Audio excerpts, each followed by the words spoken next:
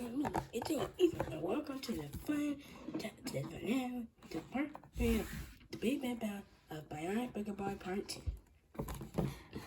Let's get started. Chapter 21, Corner. The robot boogers continue chasing Georgia and Captain Underpants until the last two friends to a corner and local shopping center.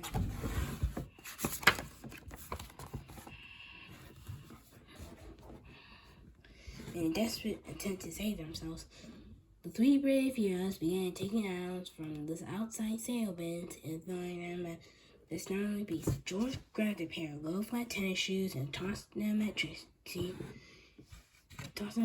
Trixie got them up. Hello, found a delicious tube of wild cherry flavored her heroin and flung it at Frankenburger swallowed it all. Underpants picked up a genetically modified organic orange flavored junk orange and chucked it at Carl. Sean chewed it up with a smug grin.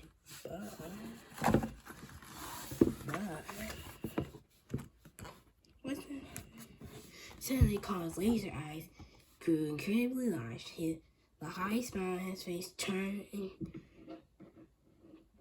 into a panicked gasp, and as the wet gushy snot that covered his body began to dry up and crumble, huge crispy booglet shot off its more robotic endoskeleton and like green popcorn. What's going on? cried Hal. It's the oranges, cried George. It's gotta be the vitamin C in those oranges. It's combating the cold and the flu that caused those boogers to turn evil.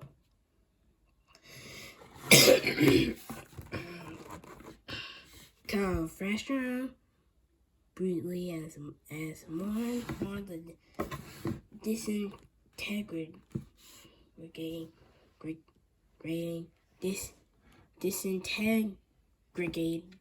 body cracked off and fell to the ground.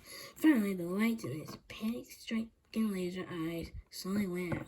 He stumbled over and crashed all the way into the parking lot. Carl was dead. Oh!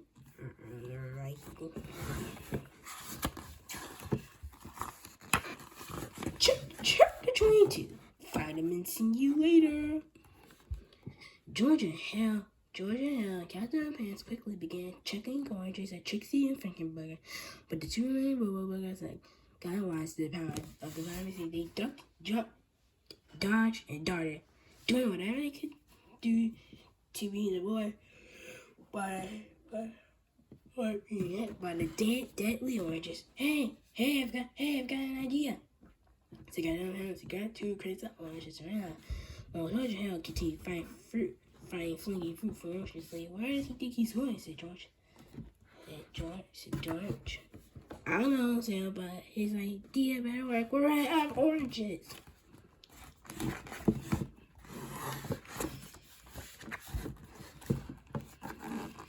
Soon, George and Hal were down to their last two oranges.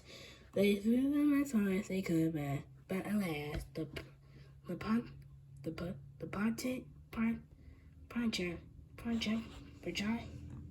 projectiles missed their terrifying targets. Trixie and Frankenburger grabbed George and Hal and dangled them about their gigantic bells. Well, said George, looks like this is the end. Yep, said Hal, it was nice knowing you, pal. Sound like the wrong boogers hurt. Be a child. Somewhere over on the next page.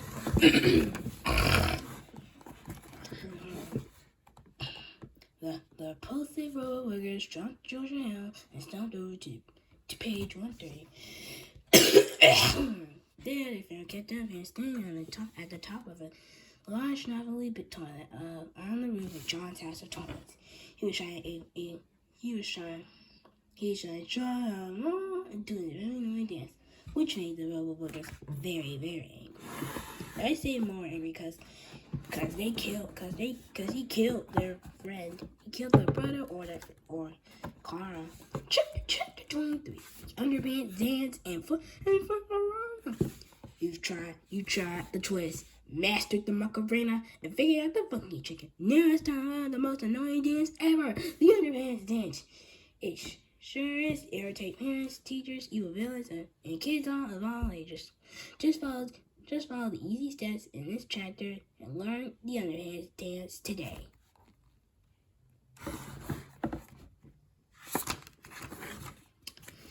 Through the magic of Flipperama, anyone can learn how to do the Underpants dance. First, make sure you're wearing your underpants, then follow the 4 easy steps illustrated in the next 16 pages. With a little bit of practice, you'll soon be the most irritating person you've ever met. Good luck! What dance move? Step 1, the wedgie wiggle.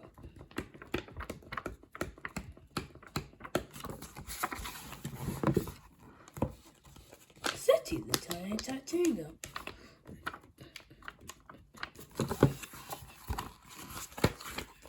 Step 3, the waist we want to see.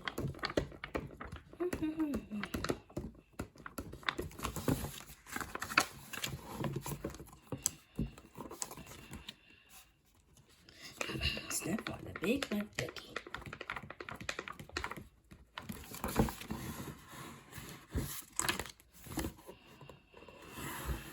Chapter 24, Squishies Part 2. And if you guys don't remember Squishies from the first book, you can check out Part 1 and Part 2. Trixie and Frankie Booger aren't singing enough. They couldn't stand to watch Underpants do that stupid dance with 1 second longer. So they pushed down the toilet seat of the large Charlie toilet to hoist themselves up onto the roof.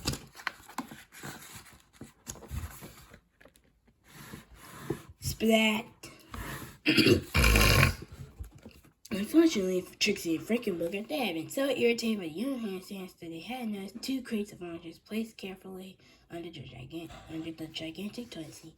When they pressed down the pressure of the toilet, the seat crushed the oranges crate. The orange crate sprayed delicious vitamin orange juice all over their big, bad, boogery bodies.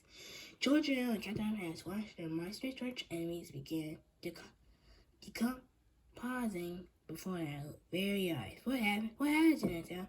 I gave them squishies to Captain Underpants. It's the latest fad. You can check out Bionic Wicked Boy Part 1 and Part 2 of Bionic Wicked Boy if you don't know what squishies are.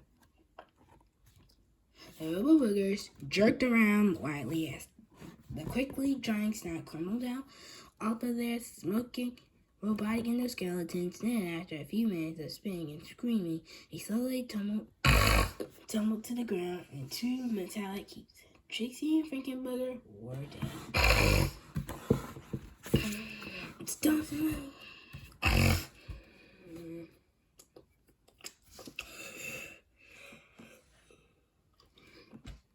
Soon Anchor Ashley arrived from Channel 4 Eyewitness News. Soon Anchor Ashley from Channel 4 Eyewitness News had arrived to see. How did you manage to destroy the Rebel Burger? She asked. Oh, so that's Melody, said Melody as she swooped in from the cameras. He was robbed and his old Drake said he had tied around his neck at the last minute. He looked quite silly. I'm Big Melvin. Fuck those monsters with my superpowers, Melvin fibbed. Then I destroyed them with my super smart brain. No, you didn't, said Hal. You weren't even here, said George.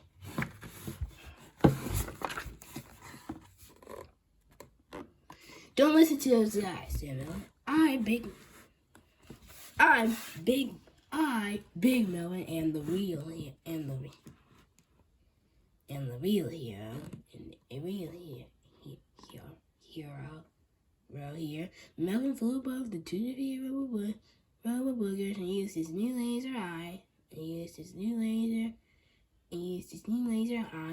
to burn the letters B and M in front of the dead creatures. Just like Zod, I shall sign my initials on all my heroic handy work. From now on, whenever you see the Big M, don't look at me, that's funny, said George. Big BMs have always made me think of you. Big Melon flew over to Captain Underpants and grabbed him by the arm. Now, said Big Melon, the entire world,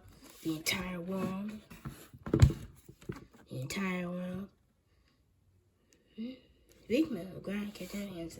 Now, said Big Melon, the entire world shall bear witness to the humiliating defeat of Captain Underpants. Suddenly, George and Hug got an idea. They turned and ran back to the school while Big Melon continued to run Captain Underpants. I command you to bow down to me, said Captain Underpants. Never, never. Never, says Captain Underpants. You shall bow down to me, Big Melon. Yeah, I shan't. I shan't. I shan't, cried Captain Underpants. Then Big Melon. Then said Big Melon as he untied the drapes around his neck, you will feel the power of my wrath. Chapter 25, the drapes of wrath. Chapter 26, the drapes of wrath. Big Melvin held his drapes tightly, then they smacked Captain Underpants in the tushy with them. I command you to donate your underwear and accept the power of Big Melvin, he shouted. No way, Pedro, cried Captain Underpants. Big Melvin smacked Captain Underpants again. Smack. Bow down to me, he commanded, and I shall spare your life. Oh, go jump off a dog, said Captain Underpants defiantly.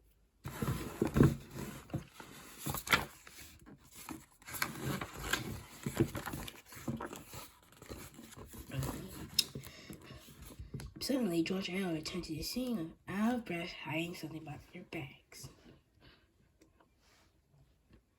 Hey, Big Melon, shouted George over in public. What, you Big Melon?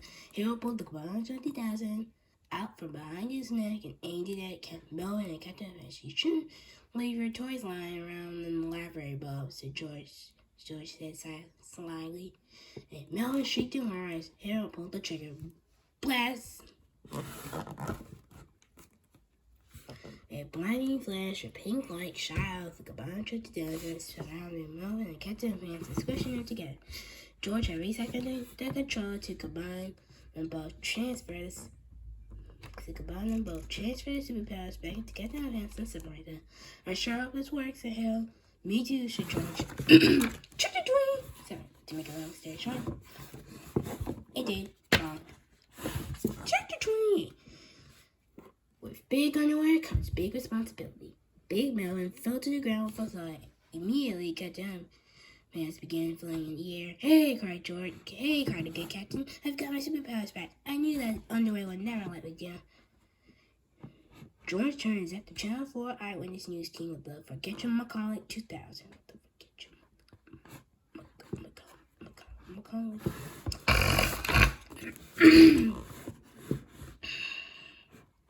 Suddenly, the Channel 4 Eyewitness News team, as well as everyone at home watching the story on Captain Channel 4 Eyewitness News, immediately forgot what had just happened. The horror was over, everything was back to normal, and everyone was happy. Well, everyone except Big Melvin, that is. Wait, stop, Melvin. I want my superpowers back. Quit your whining, Bubs, George. You've been a total jerk for the last 2 books. You should be happy that you didn't get computed.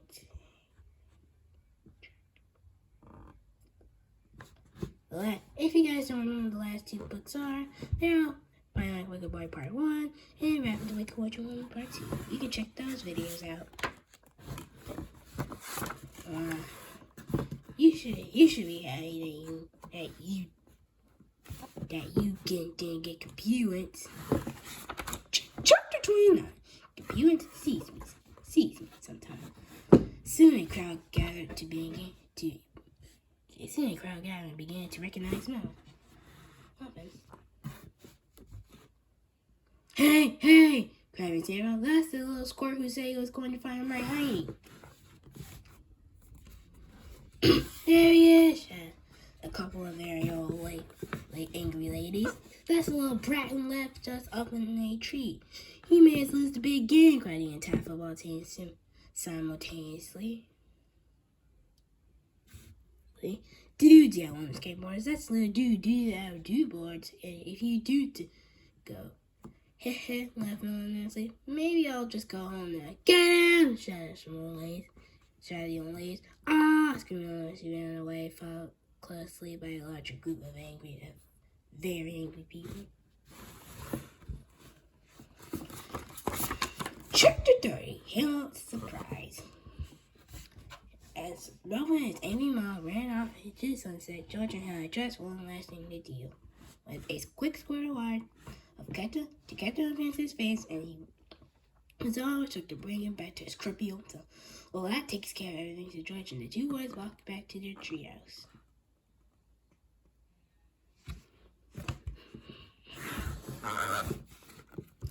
As George climbed up to the ladder to the treehouse, George and Harold became quite fidgety. Said nervously, there's something I should probably tell you.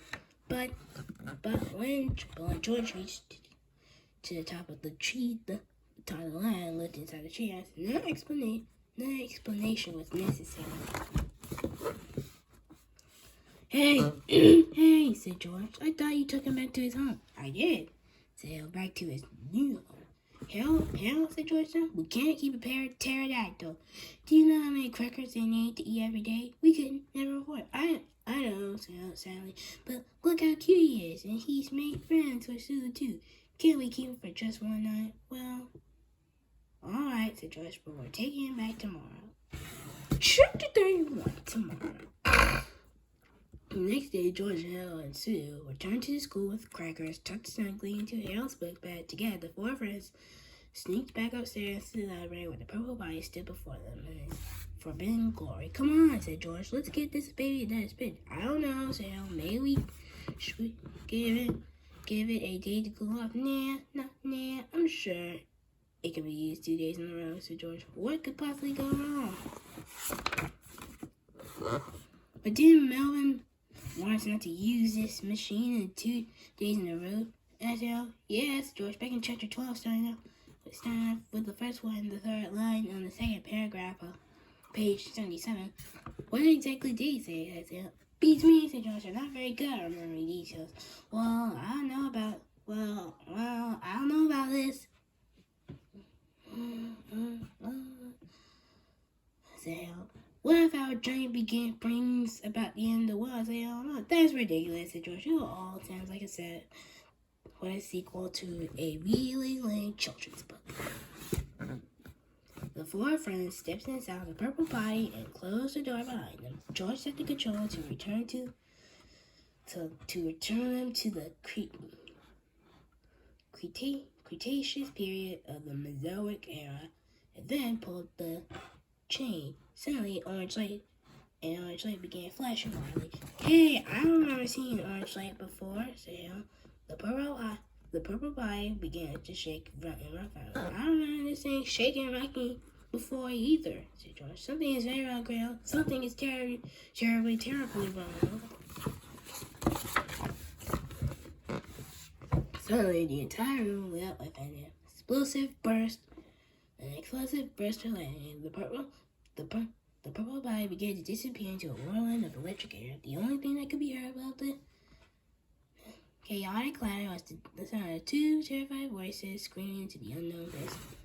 Oh no, screamed Harold. Screamed one of the voices. Here we go again, screamed the other. Because that's Harold and that's George. Alright guys, the end. Alright guys, thanks for watching. Oh wait, I forgot. George and Harold survived this purple pie. Oh wait, I forgot to mention something. The adventure continues in preposterous play of the purple potty people. See you tomorrow for preposterous play of the purple potty people. See you on my preposterous